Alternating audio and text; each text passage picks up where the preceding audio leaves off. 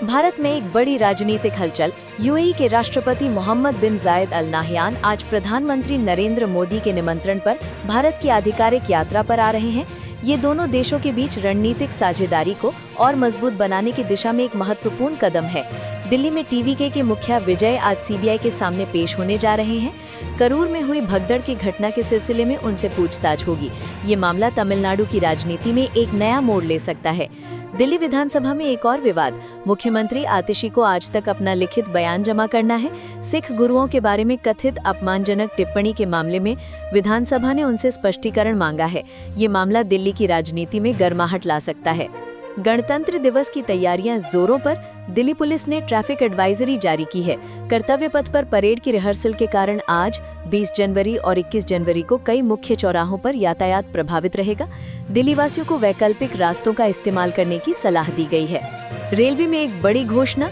भारतीय रेलवे ने 8000 kilometre track के नवीनीकरण की योजना का ऐलान किया है। ये देश के रेल नेटवर्क को और भी बेहतर और सुरक्षित बनाने की दिशा में एक महत्वपूर्ण कदम है। इससे ट्रेनों की गति और सुरक्षा दोनों में सुधार होगा। महाराष्ट्र में स्थानीय निकाय चुनावों में बीजेपी की शानदार जीत। पार्टी 900 से अधिक सीटों पर आगे चल रही है। ये महाराष्ट्र की राजनीति में बीजेपी की मजबूत पकड़ को दर्शाता है। अब अंतर्राष्ट्रीय मोर्चे पर नजर डालते हैं। अमेरिका और यूरोप के बीच तनाव बढ़ रहा है। डोनाल्ड ट्रंप ने ब्रिटेन और फ्रांस पर अतिरिक्त टैरिफ लगाने का फैसला किया है। ग्रीनलैंड को लेकर उनकी टिप्पणियों के बाद यूरोपीय नेताओं ने इसका विरोध किया है। इससे अटलांटिक पार व्यापारिक रिश्तों में खटास आ सकती है। मध्य अमेरिका में अराजकता का माहौल। ग्वाटेमाला की 3 जेलों में कैदियों ने दर्जनों गार्डों को बंधक बना लिया है। ये एक समन्वित विद्रोह था जिसने अधिकारियों को चिंता में डाल दिया है। बातचीत के जरिए स्थिति को काबू में करने की कोशिश की जा रही है। बाल्कन क्षेत्र में राजनीतिक अशांति जारी है। सर्बिया में हजारों लोग सड़कों पर उतरे हैं। छात्रों के नेतृत्व में चल रहे ये प्रदर्शन भ्रष्टाचार के खिलाफ हैं। प्रदर्शनकारी संस्थागत सुधार और जवाबदेही की मांग कर रहे हैं। ये आंदोलन लगातार जारी रहने की संभावना है। गाजा पट्टी में स्थिति अभी भी गंभीर है। संयुक्त राष्ट्र के अनुसार 3 महीने के युद्ध विराम के बावजूद मानवीय संकट अभी भी खत्म नहीं हुआ है। यूएन और साझेदार संगठनों ने टन भर सहायता सामग्री पहुंचाई है और महत्वपूर्ण मरम्मत का काम किया है, लेकिन यह केवल एक अस्थायी समाधान है। म्यांमार में एक ऐतिहासिक मामला।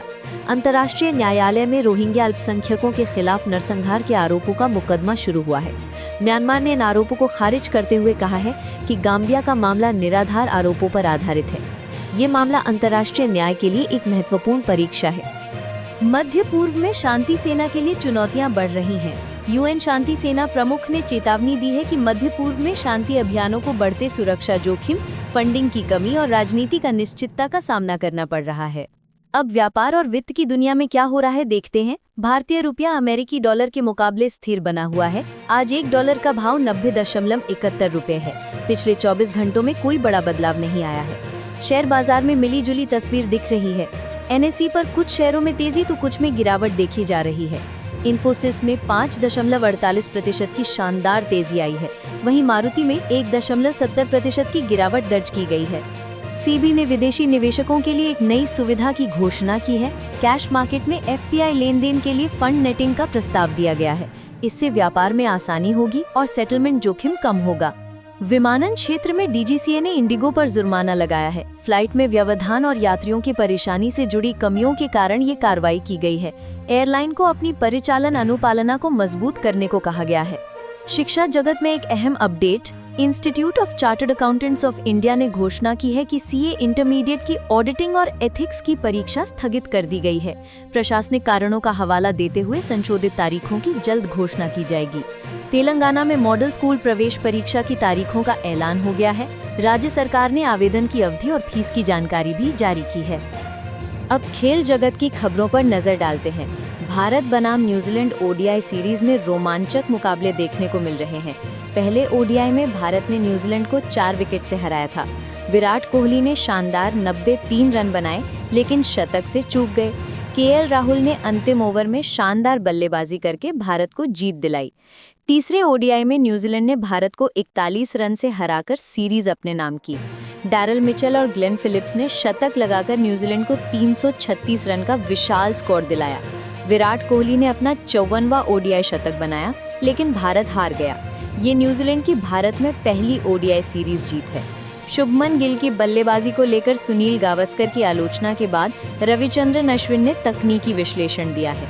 अश्विन ने गिल की कमियों को समझाते हुए कहा कि कायल जामेसन की गेंद ने अंदर की तरफ मुड़कर उन्हें बोल्ड किया। विजय हजारे ट्रॉफी में विदर्भ ने अपना पहला खिताब जीता है। सौराष्ट्र को हराकर विदर्भ ने सभी फॉर्मेट में अपनी मजबूती दिखाई है। अथर्व ताइडे ने 128 रन की पारी खेलकर 5 साल बाद अपना पहला लिस्टे शतक बनाया। हॉकी इंडिया लीग में कलिंगा लांसर्स टेबल टॉपर बने हुए हैं। तमिलनाडु ड्रैगन्स के खिलाफ शूटआउट में जीत के साथ वे अजेद बने हुए हैं। गोलकीपर कृष्णन पाठक और जेड स्नोडन ने शानदार प्रदर्शन किया। टाटा स्टील शतरंज टूर्नामेंट में विश्व चैंपियन डी गुकेश के लिए ये एक महत्वपूर्ण साल की शुरुआत है। जावोखिर सिंदारोव के खिलाफ ड्रॉ के बाद जॉर्डन वैन फॉरेस्ट के साथ भी अंक बांटे। मुंबई मैराथन में भारतीय धावकों का शानदार प्रदर्शन रहा। ऑर्थोपेडिक सर्जन कार्तिक करकेरा ने भारतीय फील्ड में टॉप किया। पूर्वी अफ्रीकी धावकों का अंतर्राष्ट्रीय दौड़ में दबदबा रहा। करकेरा ने कहा कि जाने पहचाने रास्तों पर दौड़ना और दर्शकों का समर्थन अंतिम चरणों में बहुत मदद करता है। विश्वनाथन आनंद के बारे में एक दिलचस्प लेख सामने आया है। उन्होंने कभी रिटायरमेंट के जाल में फंसने की गलती नहीं की। उनका शतरंज के प्रति जुनून आज भी बरकरार है। स्केटिंग की दुनिया में एक नया ट्रेंड देखने को मिल रहा है। स्केटर्स रोड रेसिंग में अपना प्यार खोज रहे हैं। ये खेल तेजी से लोकप्रिय हो रहा है। बंगाल टाइगर्स ने एसजी पाइपर्स के खिलाफ वापसी करते हुए अच्छा प्रदर्शन किया। हॉकी इंडिया लीग में रोमांचक मुकाबले देखने को मिल रहे हैं। डैरल मिचेल का भारत के खिलाफ शानदार रिकॉर्ड जारी है। वो साबित कर रहे हैं कि विराट कोहली और रोहित शर्मा के बाद भी ओडीआई बल्लेबाजी विशेषज्ञों की नस्ल खत्म नहीं होगी। न्यूजीलैंड के इस मिडिल ऑर्डर बल्लेबाज को भारत में खेलना पसंद है और उनके पास स्पिन का सामना करने के सभी गुण हैं। आज की खबरों का सार ये है कि राजनीति से लेकर खेल तक हर क्षेत्र में गतिविधियां तेज हैं। यूएई राष्ट्रपति की यात्रा से भारत यूएई रिश्ते और मजबूत होंगे। अंतर्राष्ट्रीय मोर्चे पर तनाव बढ़ रहे हैं, लेकिन भारत अपनी नीतियों पर अड़िग है। शेयर बाजार में उतार चढ़ाव जारी है और खेल जगत में रोमांचक प्रतियोगिताएं चल रही हैं। ये था आज का न्यूज ब्रीफ। प्रोव्यू के लिए रिपोर्टिंग करते हुए यह आज की ताज़ा खबरें।